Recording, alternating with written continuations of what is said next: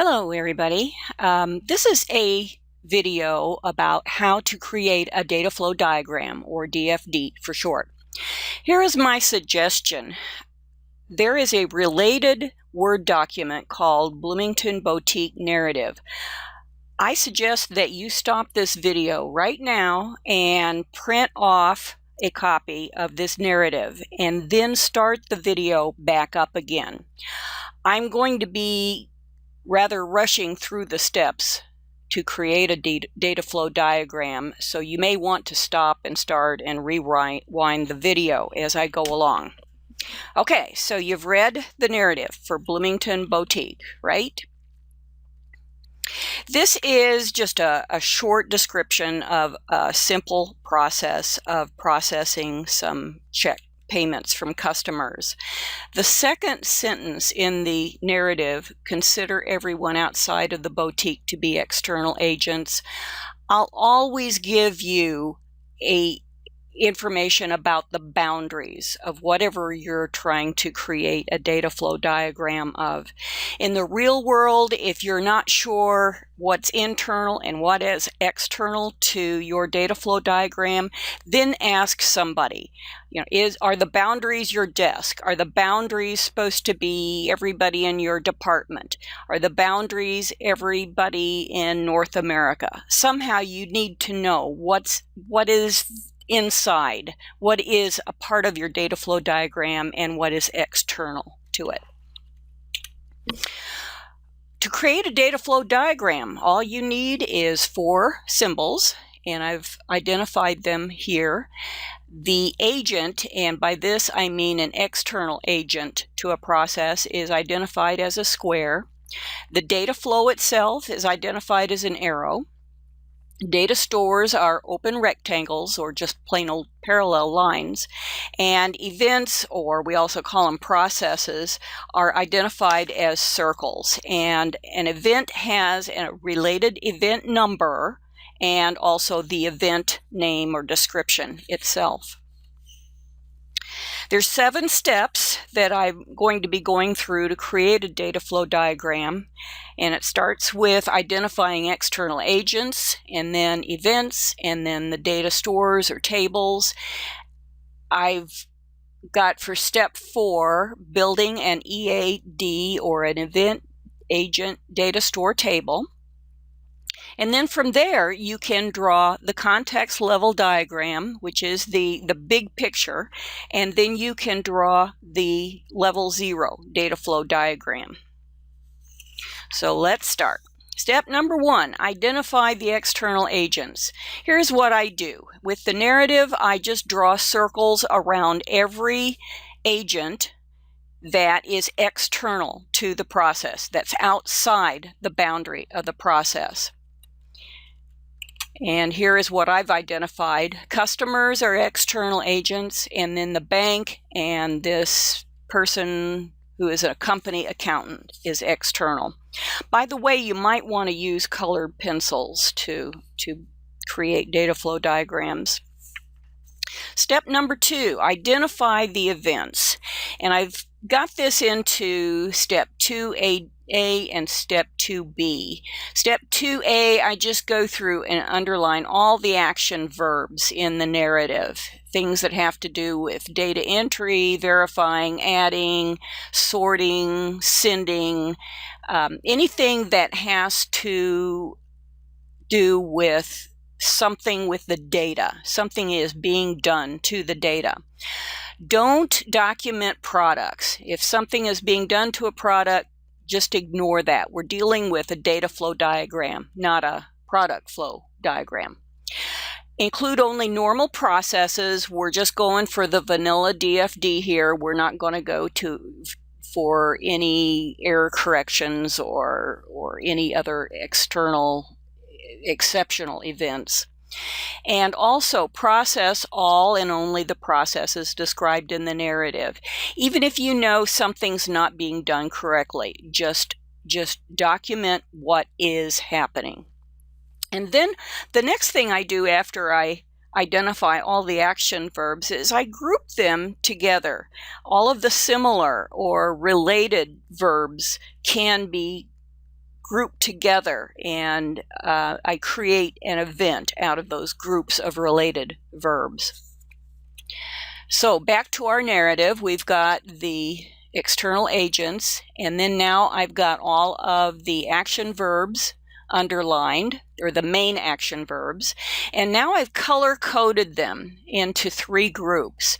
Opens, keys, and updates is one group, and I'm going to say that's one event, and reconciles is another event, and then the 3 verbs prepare, forwards, and sends I'm going to consider as my 3rd event, and this is where the color pencils come in handy. Next step, identify the data stores or tables, and I do this by just drawing 2-sided rectangles around everything that I consider a file or a table or a data store or a data repository.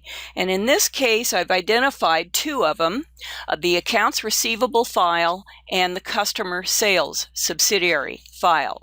So at this point, we've got the agents, we've got the events, and we've got the data stores, and we have everything we need to work on this table, this EAD table. And I've started the table in this slide, and the 3 steps are identified, step 1, 2, and 3.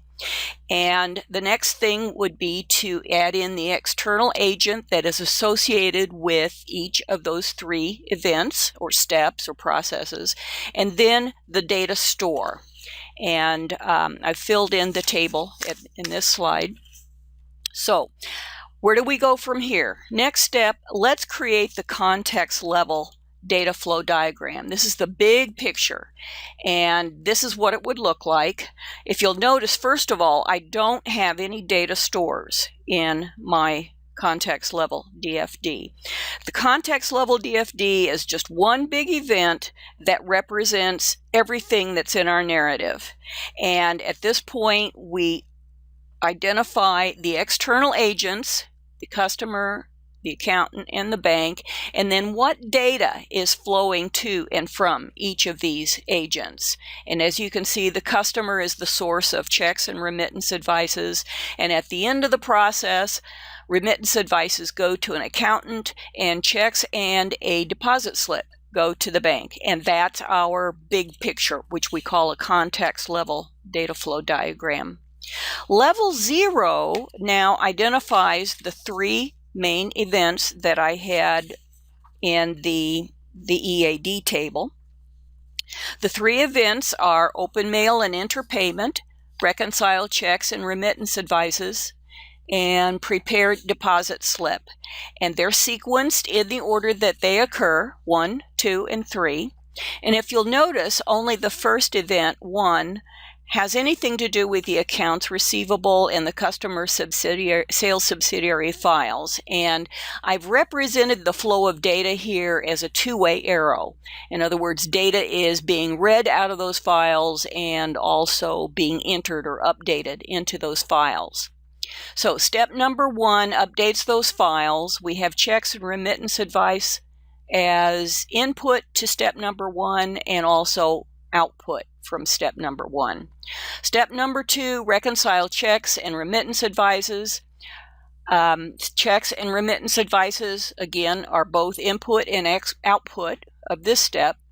Third step, we have as input checks and remittance advices, and now we've got 2 outputs. We've got data flowing in the form of checks and a deposit slip to the external agent bank. And then we've got remittance advices going to the accountant. If you'll notice, every arrow here is labeled with some kind of an identifier describing what is the data that is flowing through these events, except for the data that's going into the data stores. And that data, you don't need a label because it's quite obvious what data is going into each of these files. A couple of guidelines here.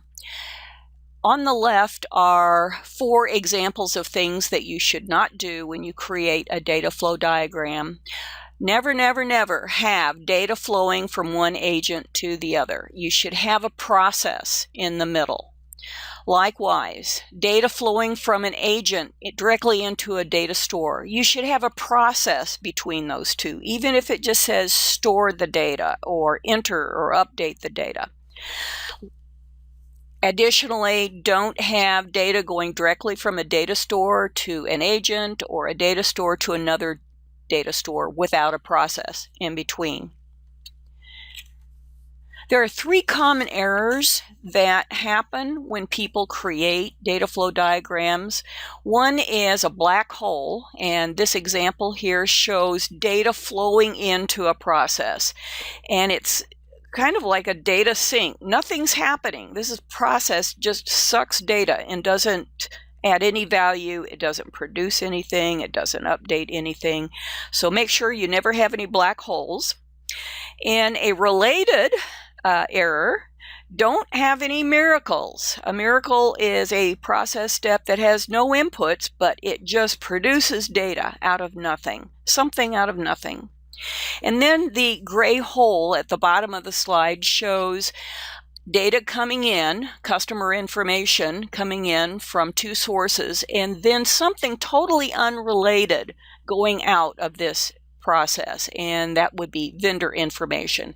And this is considered a gray hole, something going in and then something completely different coming out of it. So make sure you don't create a gray hole in your data flow diagram. So to summarize, here are the 7 steps that you can go through to create a data flow diagram. Identify the external agents, the events, the data stores, create that EAD table, then draw the context diagram, and then draw the level 0 diagram. The step 7 is a step where if you need to add more details to any or all of the events, then just repeat process steps 1 through 6 all over again to add more detail to your data flow diagram. So good luck on creating DFDs.